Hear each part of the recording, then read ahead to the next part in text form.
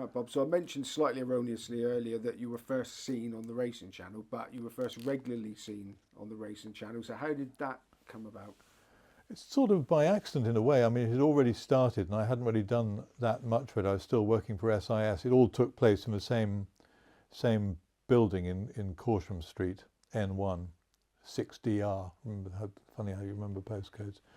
But George Irvin, who was formerly with Corals, but he was very much the leading light in SIS and later with the Racing Channel, and he was in charge of the Racing Channel, which suddenly became, we had all the wherewithals like SIS had. We had, feeds from all the racecourses in this country and in Ireland as well. Actually, I think. So they thought, well, why not the home market? No one had really thought of that. So the Racing Channel started, and I used to do little bits and pieces we used to have a racing news program in the morning, Racing Snooze as it used to be called, and I used to do a bit of that.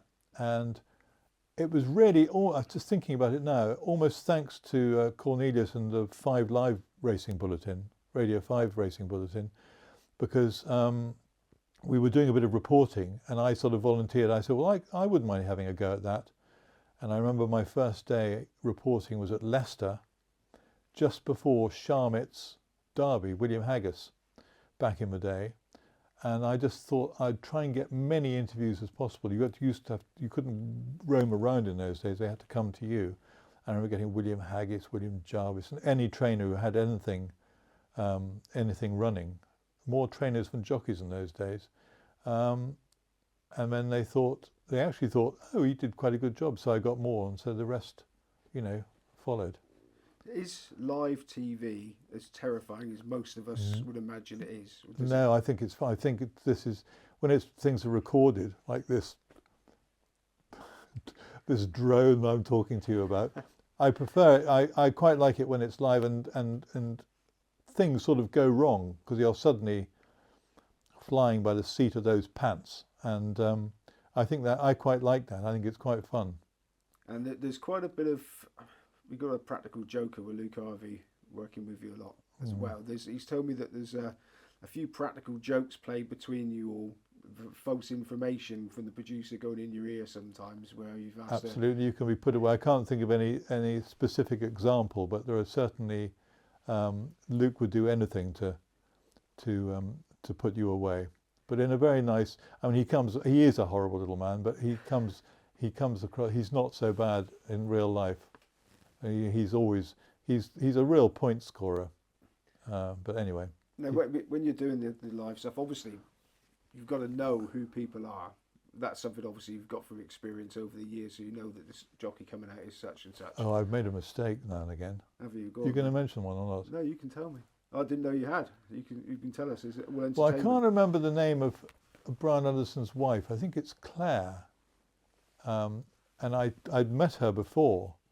And it was I was working at Newcastle, and there was quite a big race the next day. I think it was Fighting Fifth Hurdle Day. Anyway, I sidled up to him in the paddock to Brian, with standing next to this woman who I thought was his wife. And I said to him, did you have a good night last night? Sort of addressing them both, saying, did you sleep well and all that? And then he said, I think you're making a mistake. This woman is my owner, not my wife. So that was a bit of a mistake. But we're all, you're going to make mistakes, aren't you? Do you need to do much homework? Do you sort of go through the cards so that you know everything about the form? And I could get my sheets from Newcastle. You'd be impressed. I'd like to go through. I think as time goes on, and I have more time because I'm not busy as I was. I'm busy enough. I think you can only not mess around, but you can only have a bit of a laugh if you actually know the background. And I go into pretty big detail into the form. I do it sort of selfishly because I quite like to do a play spot. And sometimes you find a horse that's worth backing. So it's quite productive in a way. And does it retain, or do you have to look to your notes during the evening? I think some people, and I don't think it's a good idea, are determined to use all the information from their notes. I think I'd try and use about sort of 5% or something. It's just a jog, like some piffling thing, like a horse has won 5 times, but a course specialist that might have won their Brocktune Red, the horse at Newcastle, who's won 6 times over the mile there. You sort of remember things. I remember that because he's one of my favourites, but other horses you don't remember. But they're quite useful facts to have in your notes. Yeah. Now, a lot of people probably won't know this, but I had the pleasure of working with you at Point to Point's live streaming last year. Well, unless you were one of the 3 people watching, no, they wouldn't. There was more than that. So there was, but one particular meeting we were at, I think there was a 3-horse race, 3 matches. Oh, 4 walkovers. in the whole day. Yeah, and you managed to talk pretty much non-stop all the way through. Are you completely unflappable? Well, I wouldn't say unflappable. It all depends for circumstances. With the streaming that we did, it was just such fun to do, and it's a pity it hasn't happened this year. But it was really good fun, and if you have a good team behind you, because Rita, who you know well, Rita Hurd used to bring people on, used to write on a whiteboard, so-and-so's coming, you have no idea who they were. But it's like meeting, it's quite nice meeting strangers if they're friendly and you talk to them. It's great fun. I'm also told that I'm hoping this You're is told right. a lot, aren't I'm you? hoping that I've been asking around, Bob, and most of it's not on Google. I've had to ask people. So you once you jumped into the breach commentating at Windsor. No, Leicester. Oh. And of all people not to turn up, Tomo didn't turn up. You'd have thought he would. Someone said he'd gone shopping instead, which I can't believe. I thought he wouldn't be a spender, he'd be a gatherer. Anyway, he didn't turn up. I think he turned up halfway through the afternoon. And as I'd done a bit of commentating from the screen at SIS, and I quite enjoyed doing that actually. And I was frog marched. Well, not really. I was invited up to the commentary box, and I did I think first 2 races, novice hurdles. And you have a screen there and everything. And I had a spotter. I forget who it was now, but it was quite fun. I did do 1 or 2 commentary days actually, but was it ever something on your radar that you fancied doing full time?